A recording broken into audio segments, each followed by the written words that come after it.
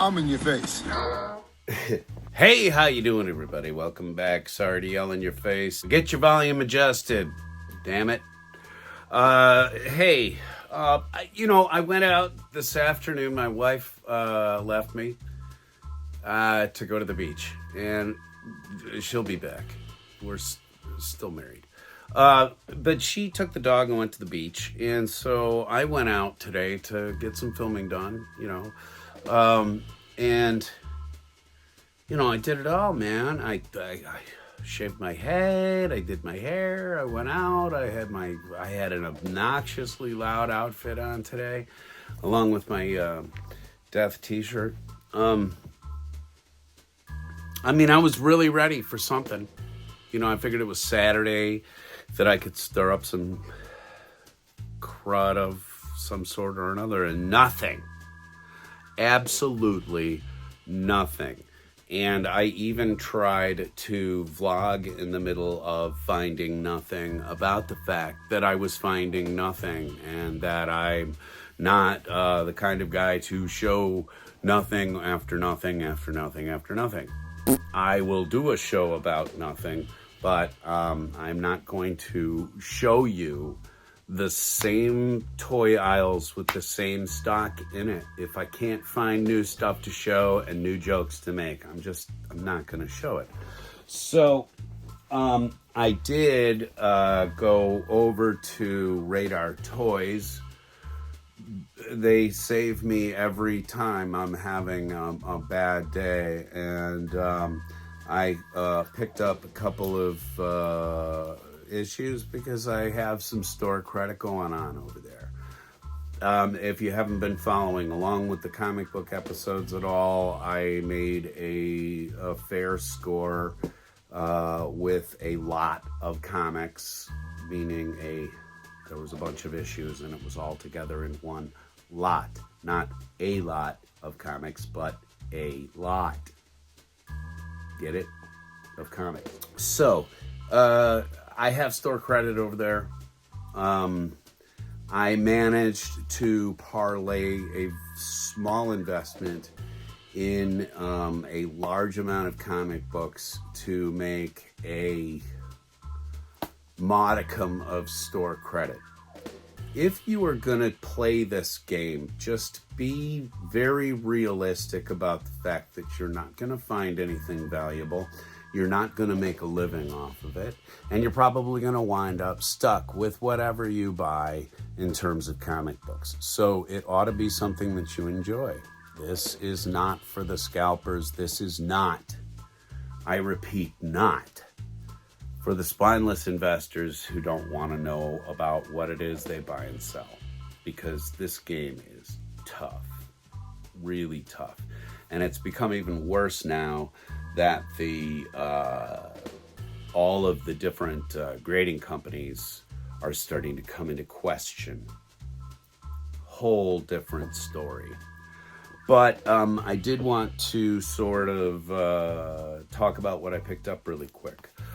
This series is fantastic. I started reading it the other day. It is gearing up to something super major.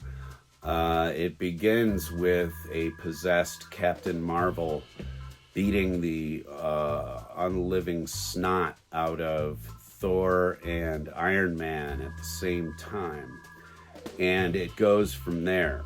There is an infection in the Marvel universe of dark energy, and it is turning heroes against one another. And I don't know quite where it's going yet, because I've only read the first episode, the first issue. This is the third issue. Somewhere along the line, I missed the second, so that's on order right now. But it's really good. The artwork is fantastic, and it's very engaging. So if you are down on this kind of stuff, check out All Out Avengers. That's brand new. Then I picked up some back issues of Excalibur. Jersey, these are for you. I'm not sending them to you. This is kind of your, hey. I'm just doing the cross time caper. So I went and picked up some of the other ones that I didn't have yet, and that I knew they kind of had there, and they were a couple bucks a piece. So I don't know too much about Excalibur. I just thought I would grab this this series here really quick and just read it. I'm familiar with all the characters in it, just haven't really read Excalibur before. And the next thing I brought home, just because of the cover, another issue of the Uncanny Avengers. I have another one with Sunfire on the cover, because I really love that character. But this is, I believe, the Red Skull. I'm not really sure what's going on in Uncanny Avengers yet. This is a past series. And then the other thing I picked up, this issue of Alpha Flight reminded me in a lot of ways of a Ghost Rider cover with Witch Woman, and I don't know if this is the Witch Woman or not. We're gonna find out. But she was a Native American badass back in the 70s who took on Ghost Rider for several issues. And then the last group that I picked up today was the DC Night Force comics. This is sort of a combination of X-Files and it has a whole bunch of squiddly diddly evil monsters being dealt with by a secret society that has come together in order to stop unholy evil from taking over. It's a fun series in the DC world, and I love all sorts of goofy cosmic horror and sorts of stuff like that. I think that probably that's where this image would have struck me as a kid coming off of the wire rack. I had read H.P. Lovecraft by an early age. I didn't necessarily understand everything I was reading, but I tried. And so those crazy images have stuck with me for my entire life. And then the other thing that I did find finally was my Jurassic League 2, and Jonah pushed this on me, and I was like, you really know your audience. It's a Justice Society #1. This is a series that's beginning now, and as you can see, it is a gold embossed cover, which I'm such a sucker for this kind of novelty, but I am also a sucker for the Justice Society, which is older than the Justice League. There was the Justice Society first. The other thing I was going to do, because I just want to kind of get these out of the way, aka put into my case, I was going to open a few of these die-cast, beginning with this 1940 Ford. I have the blue already open, and I am a sucker for these period piece hot rods. This is one that is not finished in terms of the front end or back end, I don't think, but the deco work on the sides is really fun. So, and if you haven't watched me open die-cast and etc. before, I'm going to open these really quickly, and then I'm going to give you a much better flyover without all of my talk and my hands and stuff. Yeah. Anyway, moving right along. This is the only one from the Global series that I've found outside of this one. It's hard to come by those GTIs, but this Portia Spider is pretty sweet, I'm kind of a sucker for the Porsches. I have really cut back on the types of automakers and stuff that I will be purchasing in the coming year. By the way, speaking of which, I just saw somebody open a D case from 2023. So, yes, there are folks in this hobby who are living in the future. They're probably just a lot closer to the source of the castings in Malaysia, so they tend to see things quicker. I know that Rusty, also at Rusty's Garage Australia, he's seen an A case there in Brisbane. So I know they're coming out.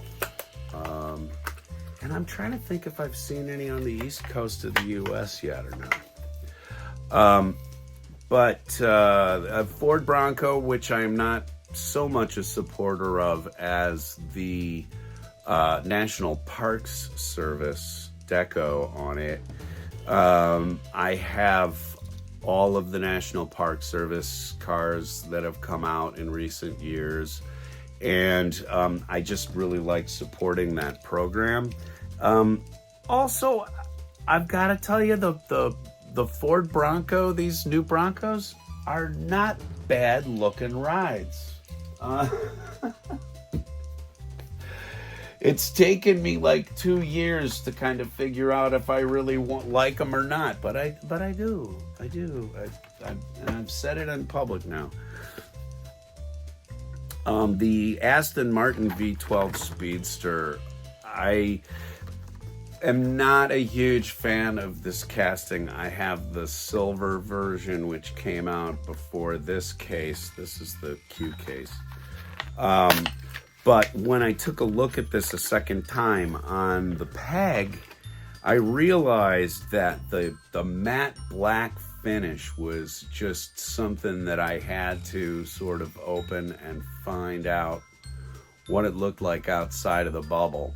So these V12 Roadsters are a little silly looking to me, but I loved the sort of it. You'll see in a second here, but it looks a little more like a finished chocolate. You know what I mean? It's a matte finish that has just a nice semi-gloss to it or something. Let's just swing way out. I don't know if you saw this a couple of episodes ago or not, but I went out and didn't think I was going to find anything and walked right up on these new moving parts GT40s. Again, this is probably one of the cars in the world that when I look at it, it says racing to me. Ever since I was a kid, the GT40, that outline has been my jam.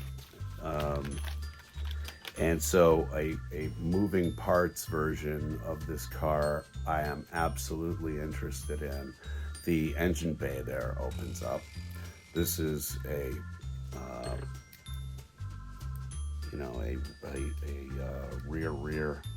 rear mounted rear wheel drive car with what amounted to the balls enough to beat Ferrari finally. If you haven't seen that whole story, I highly urge you to check that out.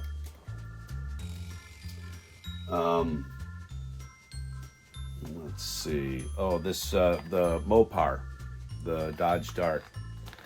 Again, the only one from the series, the set that I think I really kind of wanted. I did see all of the others that day, but not a Viper fan. I am not I love Dodge, but I don't like the Viper. I've always felt like it was Dodge trying to make a Corvette. So, this is really, really classy. I think that this is a fantastic deco. They even did a little wash on the grill up front, so the lights stand out, and there are rear lights on it. Just fantastic. This has been sitting on my desk for quite a while. I have all of the Jurassic Park vehicles, the Matchbox Jurassic Park vehicles, because they're all licensed from the film and or from the actual car makers. This is a capture action truck. I don't believe these actually exist outside of the film necessarily, but I really thought it was so cute. I like these kinds of, big rambling box truck things. And last but not least, and this is probably going to make some folks cringe because you don't really take these off the card very often. The card art is kind of part of the attraction. But as you all know, we just don't stand on that sort of ceremony here.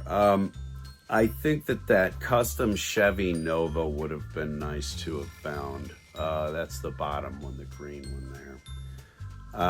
I did not see that when I saw this set. The only ones that were from this set was the Rover up there and this Aerosculpt, excuse me.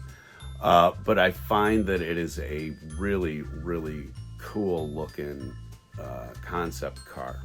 And this is the sort of thing that, they based Speed Racer off of. Again, it's an outline to a car that sort of says to me, race car.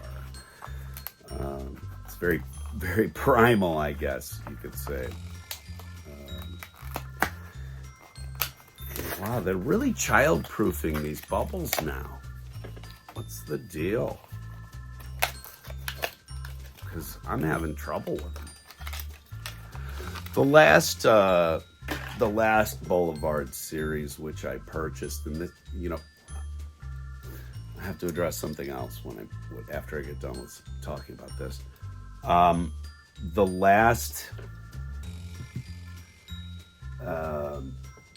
Boulevard car that I brought home and opened was a GTO, and I know that I have made fun of the Jay Leno garage, Leno's garage, that old Bugatti looking thing. But this is different. I don't know how. I'm just gonna stand on that ceremony. That's all. What? All right. That's sort of all I've got for you. I'm going to give you a quick flyover of these cars.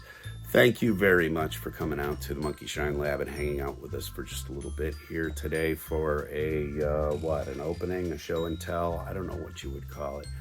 Comic books and cars. That's what I'll call it. Comic books and cars. If you like what you see, please seek help. But after that, please hit the like, share, and subscribe buttons. You can use all of those things to share us on social media or send the link to somebody in their DMs. Slide into your friends' DMs and tell them about us. We'd really appreciate it. And if you would hit that subscribe button before you leave, we'd appreciate that too. Thanks again for coming out here to the Monkey Shine Lab, folks. We will have more for you. The season is going to open up. I mean, Christmas is coming. As soon as December hits here, which should be, a day or two?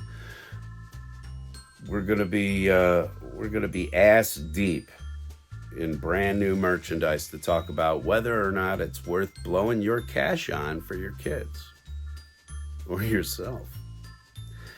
Thanks a lot, folks, and we'll see you later.